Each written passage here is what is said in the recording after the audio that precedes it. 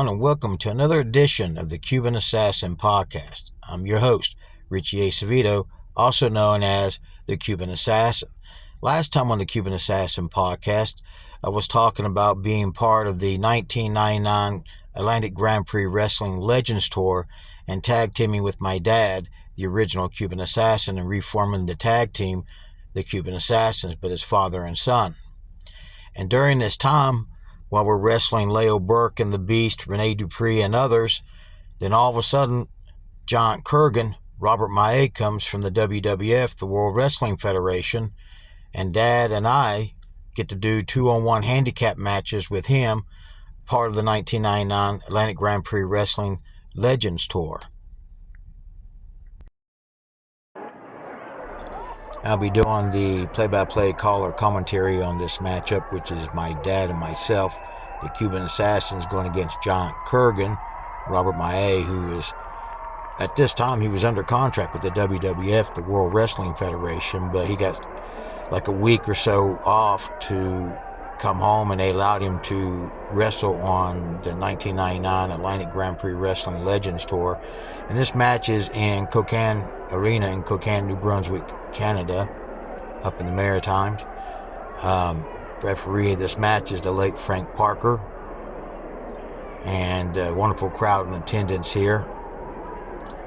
This is from my personal video home library collection of a lot of my and my dad's wrestling matches.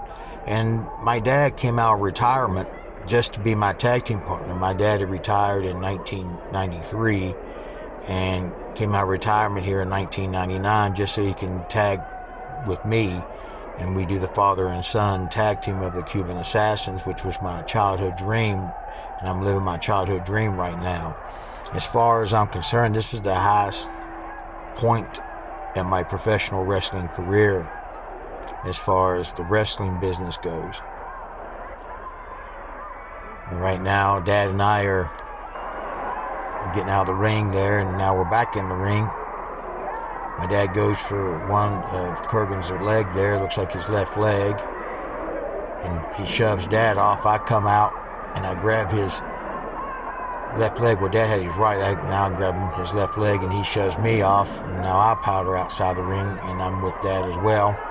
And the official Frank Parker is starting the standard 10 count. Even though this is a 2-on-1 handicap match, Dad got to wrestle Andre the Giant. So this is my kind of Andre the Giant moment. We're wrestling John Kurgan. The official Frank Parker is doing the regular count, and I'm sitting here complaining about some hair pulling, but there was no hair pulling there. He just shoves us off with his knee. My dad is in the ring now because he's the legal man that's in the ring legally. Even though it's 2-on-1, it's a tag team on our part under tag team rules. And my dad's giving me an idea of what he's going to do here. And it was nice, because I become real good friends with Kurgan. And Kurgan would become a big movie star later on. You see him in the movie 300 as one of the Immortal Giants, and see him in Sherlock Holmes with Robert Downey Jr. and Jude Law, and you see him in Pacific Rim, The Big Bang with Antonio Banderas. Now, Dad's got his left arm in a wrist lock, and I got his right arm now. And then Kurgan just slings us both together. We go head to head, and we're both knocked down. I'm slowly getting to my feet, going to the corner. Kurgan picks me up, Irish whip out of the corner into the corner. He picks up Dad, takes Dad, Irish whip out of the corner, and throws him into the corner.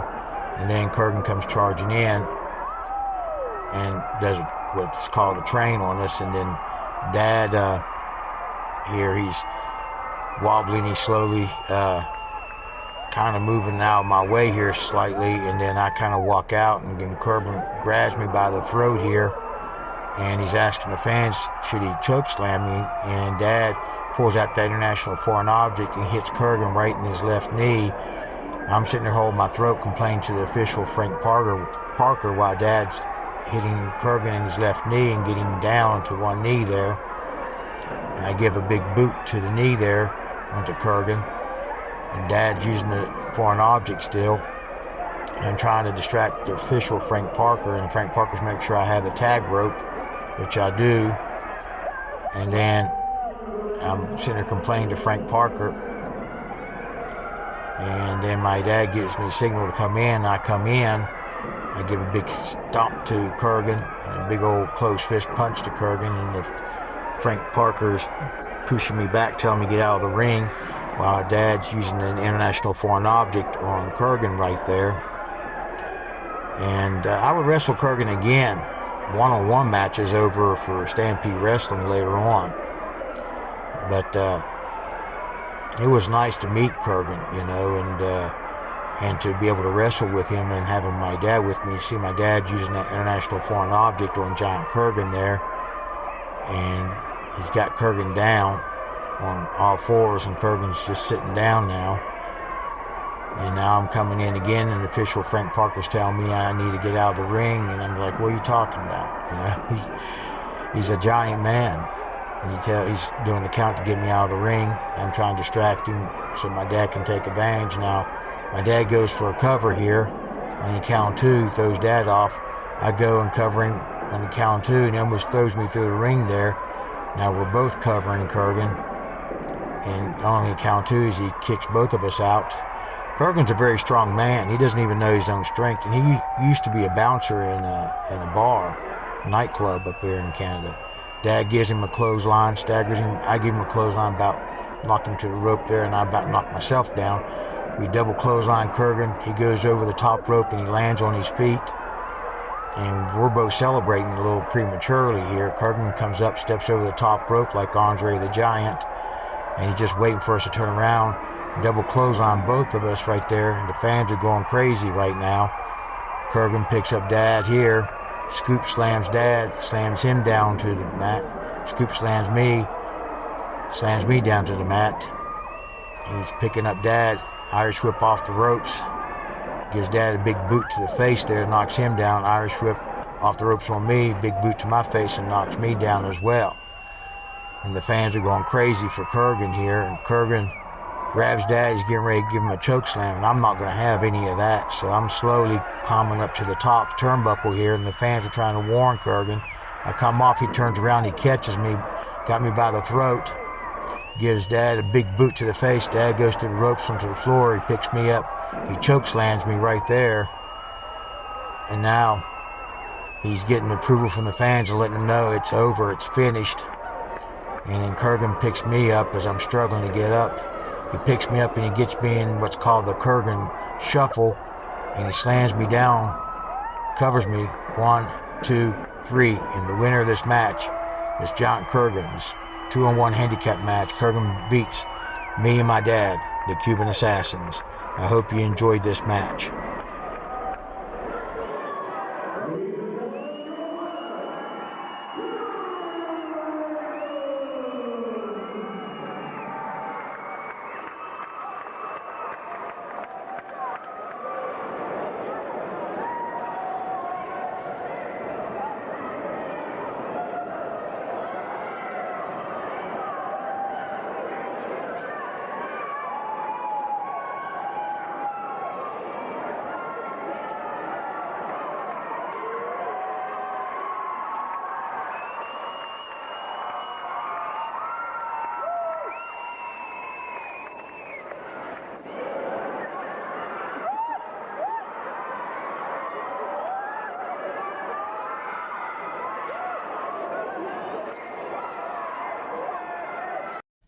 Now, Dad and I would wrestle Giant Kurgan for about a week and a half, just as long as he was in from the WWF was allowed to be.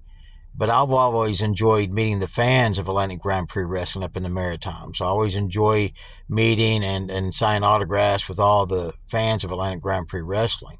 But I also become good friends with like Rene Dupree, very good friends to this day, as well as I'm good friends with Wildman Gary Williams and Robert Maillet, Giant Kurgan. I will be doing the play-by-play color commentary in this six-man tag team matchup, which is my dad and myself as the Cuban Assassins, as we team up with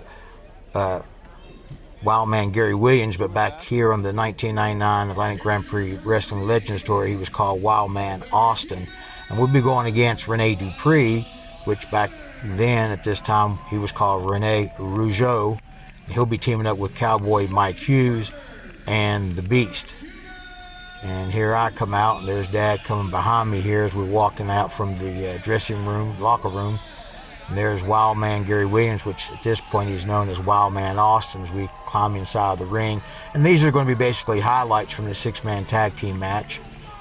And this match is coming from PEI, Prince Edward Island. I'm not sure what town this is. It may be O'Leary. I could be wrong. It could be Borden. It's one of those two towns. I can't remember exactly. It's been so long ago. I know it's from PEI, Prince Edward Island. And now they're giving the introductions to Rene Dupree, which he's going as Rene Rougeau at this time. And his tag team partners again will be Cowboy Mike Hughes and the legendary Beast. So this is one of the six-man tag team matches. You see Rene coming out, and Rene's 15 years old here. There's the Beast, and there's Cowboy Mike Hughes. And Cowboy Mike Hughes is from PEI, Prince Edward Island, so, you know, that's the significance of this match. I always liked wrestling Cowboy Mike Hughes. He's a really good guy, and had a lot of fun in the ring with him. I also enjoyed wrestling the Beast, and I also enjoyed wrestling Rene. And I would end up wrestling Wildman Gary Williams later on, and I also will actually be wrestling my dad, which we'll be covering those matches later on in this podcast series. And you see Rene Rougeau kind of, you know, stealing a little bit from Rick Martel, although Rick Martel had wrestled in the Maritime provinces. As a matter of fact, he wrestled like a year or two before this tour even happened, and it was actually for Mille Dupree. Now, you see all six men in the corner. The official of this match is the late Frank Parker, of course. And right now, Rene is in the ring, and he gives a boot to, I can't see clearly here because we only got this one camera view, Wildman Gary Williams, or Wildman Austin, which Wildman Austin got in the clothesline there onto Rene. Now we got Dad trying to suplex Rene. Rene blocks it and reverses it and suplexes Dad onto the mat here. This was a fun tour. This was a fun time of my life here. And right now we see Cowboy Mike Hughes and the Beast taking turns punching Dad with Rene, going around like the pinball machine. Rene scoop body slams Dad into the ring. Dad tags me in. I come in. And now I'm getting ready here to lock up with Rene Dupree. Rene gives me a big boot to the midsection, gives me a reverse knife edge. I go down.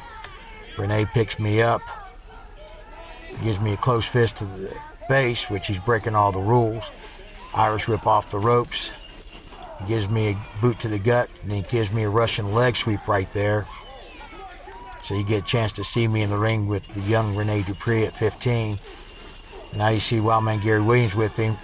Shoulder tackle. He goes to lay down and drop down, and he gives him an elbow drop and gives him a forearm there and covers only a count of two as Rene kicks out. Now Wildman picks him up, going for a suplex right here. And he picks up Rene and gives him a suplex right there and goes for the cover. Cowboy Mike Hughes comes in and makes a save and gives a stomp to Wildman Austin at this time. Now we're in there. I'm giving a kick to Rene in his midsection and giving him a stiff forearm there. I pick up a scoop slam Rene Dupree right there in the ring. Then all of a sudden I go and come off the ropes, and I give an elbow drop of my own there. I cover. 1, 2, only a count of twos. Rene kicks out. It looked like a pretty fast count from Frank Parker. Now I tag my dad, and my dad's coming in. He gives a big stomp to Rene right there, and I'm getting out of the ring. And now Dad takes Rene, Irish whip off the ropes, gives Rene a big old clothesline. Now you see Gary Williams and Dad shoot Rene into the turnbuckle. Now Gary Williams is in here. He does a reverse neck breaker onto Rene. And then Wildman goes to cover him.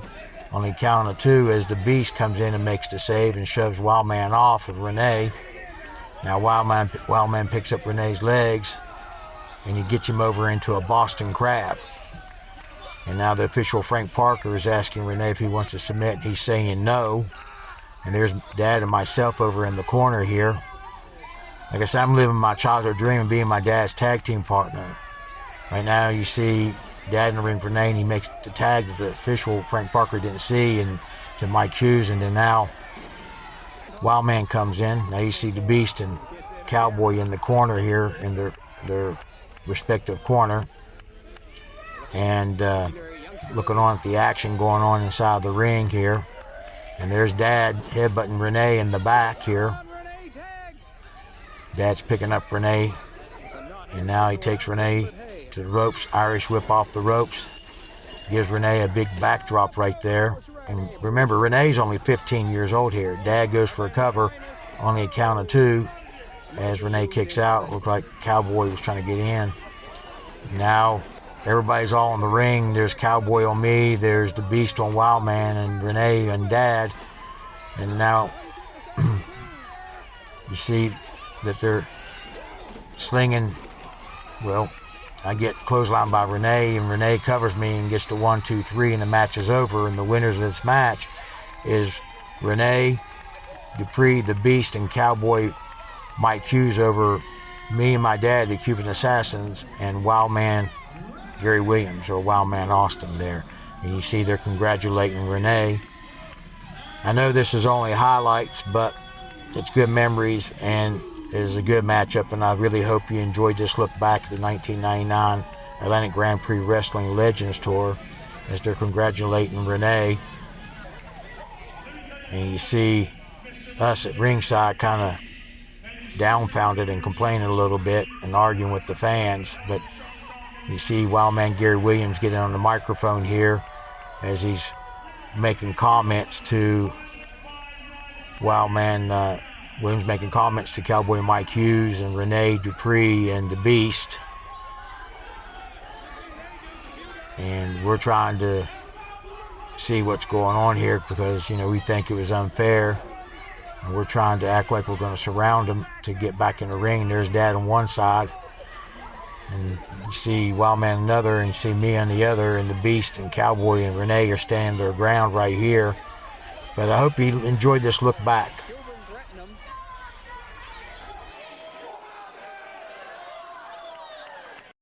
Now, while I was on tour on this 1999 Legends Tour for Atlantic Grand Prix Wrestling, Renee Dupree would get casted into a children's television TV series titled Lunatiques.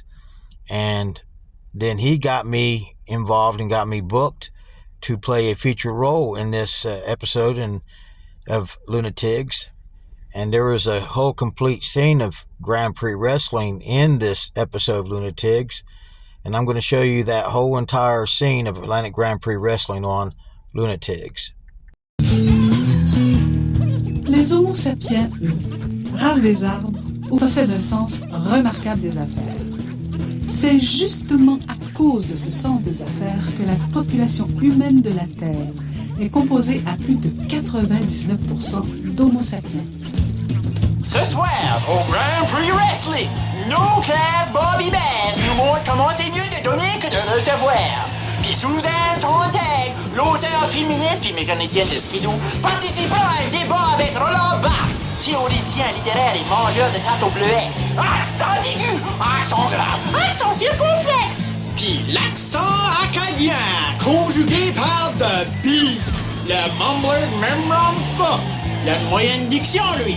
Et finalement, le communiste, communément connu comme le Cuban Assassin, commet des coups controversés, comme le témoigne Poutine à trou de Rogersville. Tout ça et plus, ce soir au Grand Prix Wrestling! Hey, vas-y, Chouine. Laisse-toi pas intimider quand c'est ton premier match professionnel. Lorsque je te donnerai le signal, tu deviens expert. Vas-y.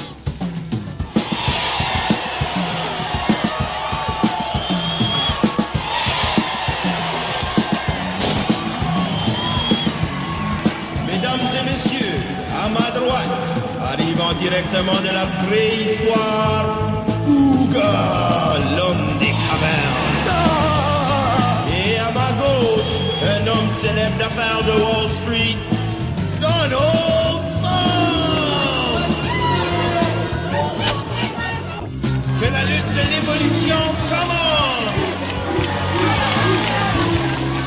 Ok les gars, pas de coup de poing, pas de doigt dans les yeux, pas de tape sur les fesses. La cantine est par là-bas, 4 hot dogs pour 2 piastres et demi. Pas des mots comme des dons.